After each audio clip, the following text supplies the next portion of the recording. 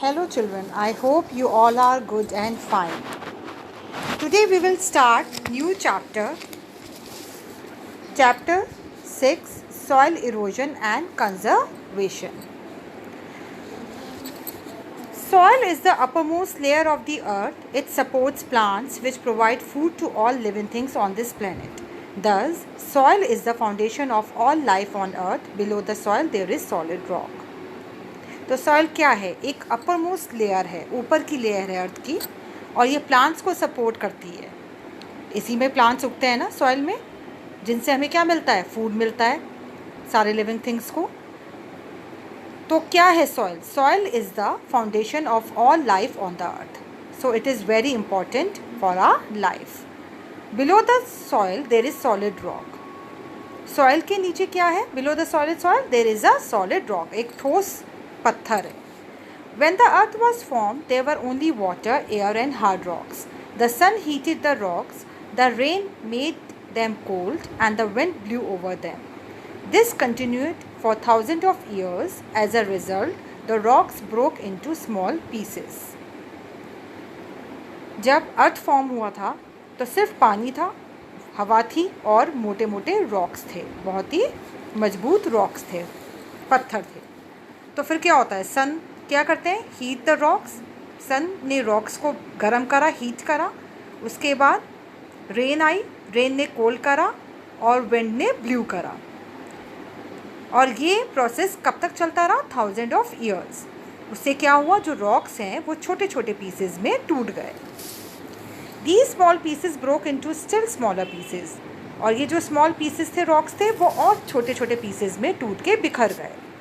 They were carried around by wind and water. They rubbed against each other till they become tiny particles. It took millions of years for these tiny particles to change into the loose material which we call soil. तो आपने देखा क्या हुआ फिर? छोटे छोटे tiny particles में बिखर गए. फिर विंड इनको, हवा जो है, तेज़ हवाएं और पानी इनको एक जगह से दूसरी जगह पे ले गए, जिससे वो एक दूसरे से रब हुए और ज़्यादा छोटे छोटे पार्टिकल्स में बदल गए. और ये कितना टाइम लगा? इसको मिलियंस ऑफ ईयर्स लगा ये टाइनी पार्टिकल्स बनने में और लूज टाइनी पार्टिकल्स से लूज मटेरियल बनने में. और इसी को हम क्या कहते हैं? Soil. First we will talk about soil erosion. Natural forces like wind, rain and running water help in soil formation, but they can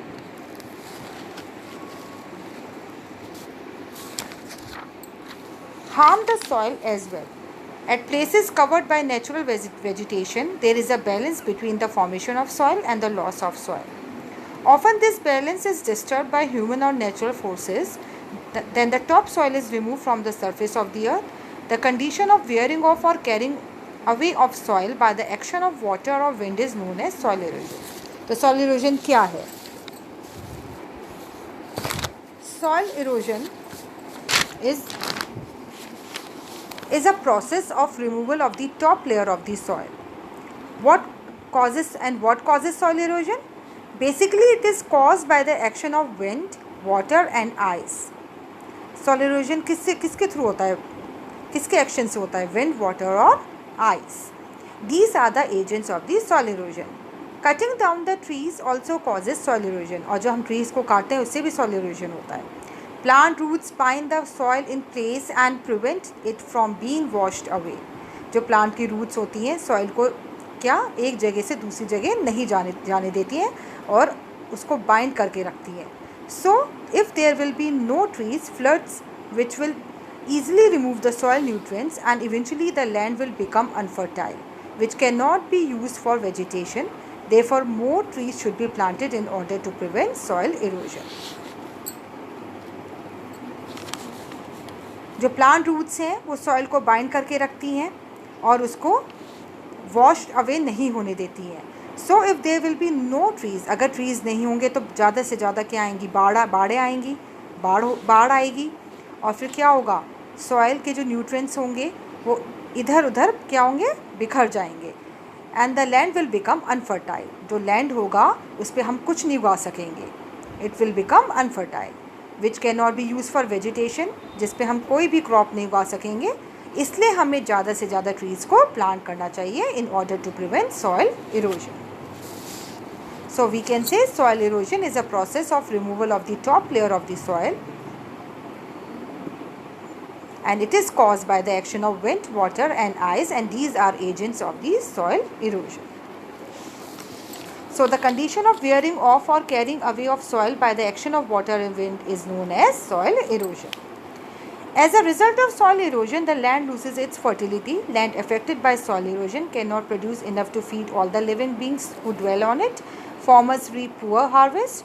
We should therefore know the agents responsible for soil erosion and try to stop or control their actions. ये मैंने आपको अभी समझाया था. अगर soil erosion होगा तो land effect होगा, उस पर हम ज़्यादा से ज़्यादा क्रॉप्स नहीं उगा सकेंगे और वहाँ पे लोग नहीं बस पाएंगे, फार्मर्स और गरीब होते चले जाएंगे. तो हमें देखना चाहिए कि कौन से एजेंट्स हैं सॉइल इरोजन को करने वाले, कौन से एजेंट्स रिस्पॉन्सिबल हैं, और उनको समझकर उनको रोकना चाहिए और या कंट्रोल करना चाहिए उस एक्शन को.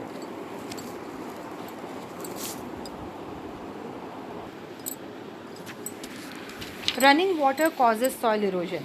Heavy rains cause floods. Flooded rivers and running water remove the topsoil. Running water washes the soil off the hill slopes. This makes the slopes unfit for cultivation. The Chambal Valley of Madhya Pradesh is one such example. क्या होता है जब floods आती हैं, किससे आती हैं floods? Heavy rain से. जब बहुत ज़्यादा बारिश होती है, बाढ़ें आ जाती हैं और वो क्या करती हैं, सॉइल का टॉप पोर्शन को रिमूव कर देती हैं, टॉप सॉइल को रिमूव कर देती हैं.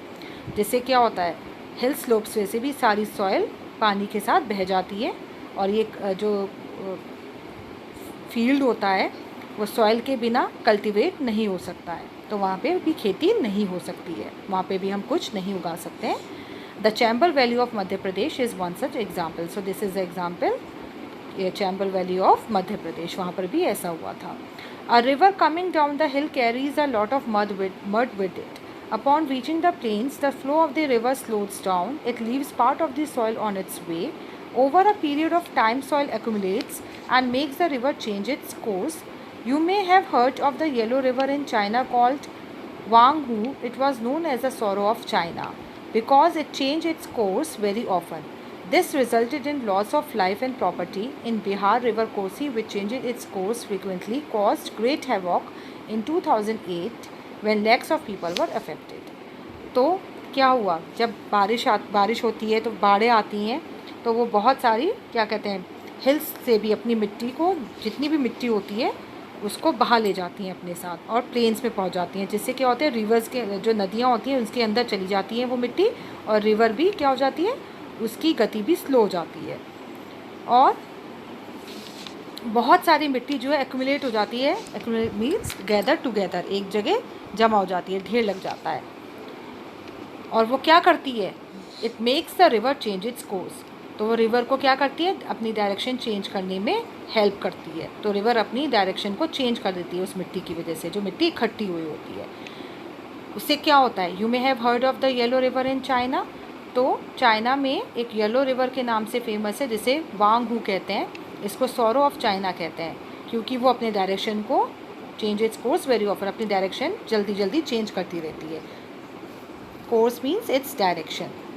This resulted in loss of life and property. जिससे क्या होता है, बहुत लाइफ का लॉस होता है, प्रॉपर्टी का लॉस होता है. ऐसे ही बिहार में रिवर कोसी है, जो अपनी कोसी है, जो अपनी डायरेक्शन को चेंज करती रहती है. जिससे great havoc in 2008 when lakhs of people are affected. Havoc means destruction, बहुत ज़्यादा विनाश हुआ था जिससे 2008 में लाखों लोग बहुत ही इफ़ेक्ट हुए थे इस विनाश से. Wind causes soil erosion. अब दूसरा एजेंट क्या है जो सॉइल इरोजन कॉज करता है, wind. In desert and semi desert regions where strong winds blow, a lot of topsoil is carried away. This affects the farmers because manure too is blown away. Quite often the roots of plants lose their soil cover and the plants die. जब तेज़ हवाएं चलती हैं desert में, तब भी lot of topsoil एक जगह से दूसरी जगह उड़ के चली जाती है, जिससे कि वहाँ पर भी खेती होना मुश्किल हो जाता है उस फील्ड में भी. And the roots of plants lose their soil and cover and the plants die. तो जब जो प्लांट्स की रूट्स हैं अपने सॉइल को लूज़ कर देंगे, जब मिट्टी नहीं होगी तो प्लांट्स मर जाएंगे ना. So the roots of plants lose their soil and cover and the plants die. Now third agent कौन है जो सॉइल इरोजन को कॉज करते हैं? वो हम हैं, human beings. Human beings also cause soil erosion. Roots of trees and plants hold the soil together. Felling of trees, deforestation a major cause of soil erosion. तो डिफॉरेस्टेशन जो है वो सबसे बड़ा कॉज है सॉइल इरोजन का. वो जो हम ट्रीज़ काटते हैं ना, ह्यूमन बींग्स एक के बाद एक ट्रीज़ काटे जा रहे हैं, क्या बनाने के लिए? बड़ी बड़ी बिल्डिंग्स बनाने के लिए. उससे भी सॉइल इरोजन होता है. When trees are cut down the soil becomes loose and is easily carried away. जब ट्रीज़ कटेंगे तो सॉइल लूज़ हो जाएगी और इधर से उधर हवा में उड़ के चली जाएगी या पानी में बह के चली जाएगी. Flowing of hill slopes is yet another human factor that leads to soil erosion. Hill slopes पर जो डायरेक्ट ढलान पर खेती करते हैं वो भी एक बहुत बड़ा सॉइल इरोजन का कारण है. Overgrazing by cattle also causes soil erosion. और जो वहाँ पे वो भेड़ बकरियों को चराते हैं वो भी सॉइल इरोजन कॉज करते हैं. Now oral questions. The soil rock sky is the uppermost layer of the earth. Answer soil. River Kosi caused havoc in Bihar, Assam, Odisha in 2008. Answer Bihar. Heavy rain causes deforestation. Flood. Answer flood.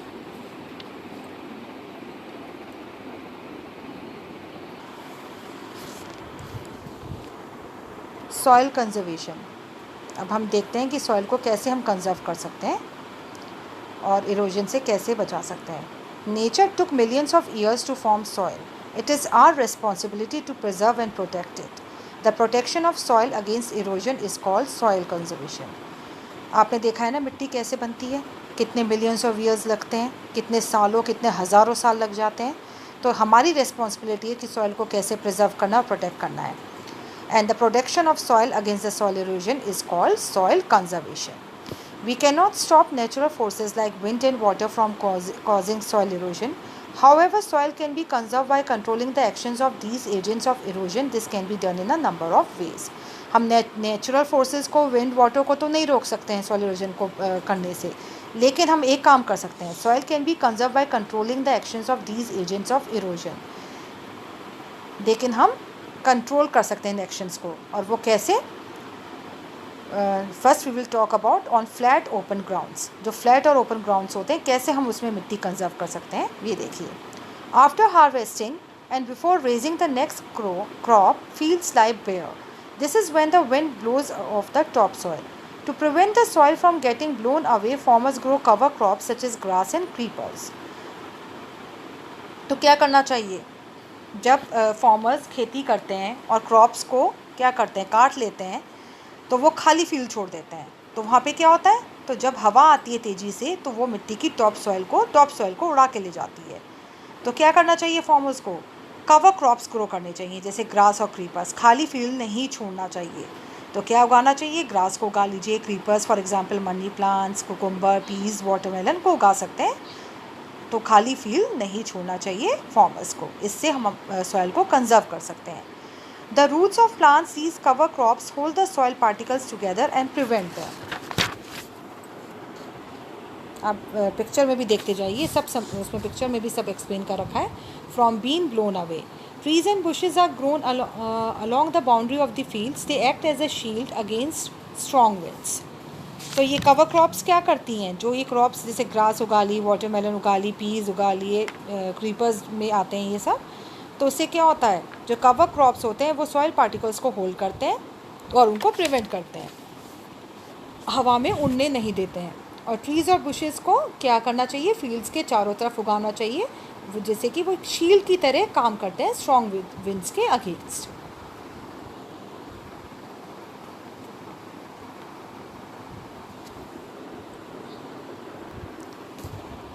Now hill slopes. On hill slopes, cutting the slope into steps or terraces can reduce soil erosion. आप पहाड़ों पे गए हैं ना, hill station पे जब जाते हैं तो आपने देखा ना किस तरह से फॉर्मिंग करते हैं वो लोग. स्लोप इनटू स्टेप्स और टेरेसेस रिड्यूस सॉइल इरोजन. एक स्टेप वाइज वो करते हैं, मतलब जैसे सीढ़ियाँ होती हैं उस पर फॉर्मिंग करते हैं. उससे क्या फ़ायदा होता है?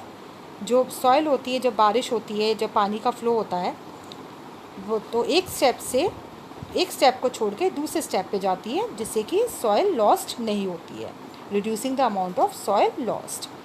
Afforestation of growing trees is another effective method of soil conservation on hill slopes. And what do you mean by afforestation? The process of growing more trees by planting saplings. ज़्यादा से ज़्यादा trees उगाना भी afforestation होता है. इससे भी soil conserve होती है hill slopes पर. On fields near rivers, during the monsoon, many rivers overflow and flood the fields. To prevent floods, embankments along river banks are built. This holds the water between the banks and prevents soil erosion.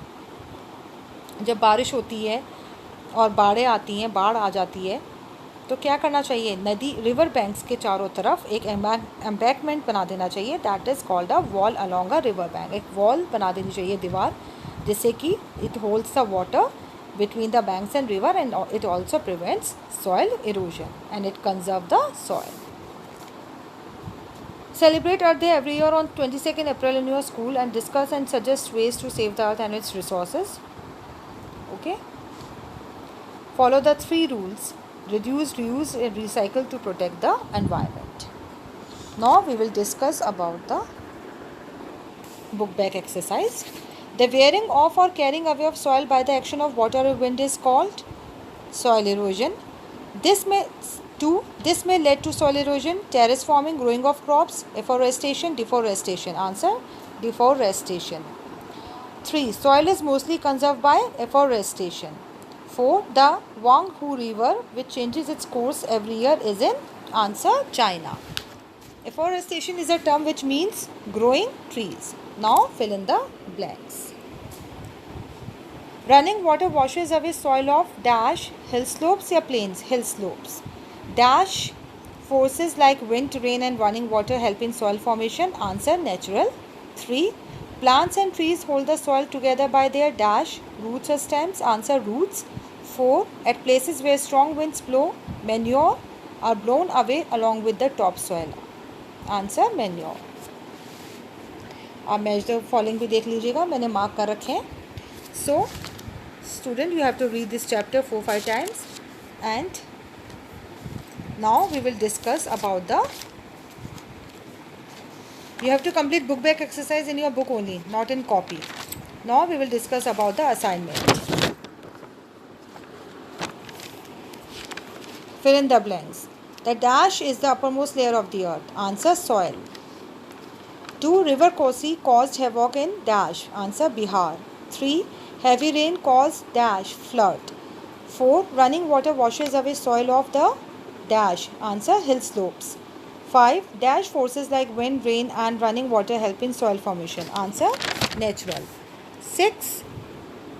Plants and trees hold the soil together by their dash roots. 7. At places where strong winds blow, dash 2 is blown away along with topsoil. Answer manure. 8. Soil is mostly conserved by dash afforestation. 9. The Huanghe River, which changes its course everywhere, is in dash. Answer China. 10. Felling of trees or dash is a major cause of soil erosion. Answer deforestation.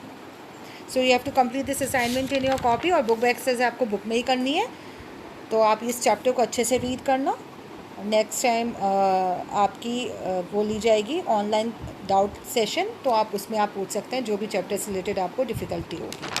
So bye children.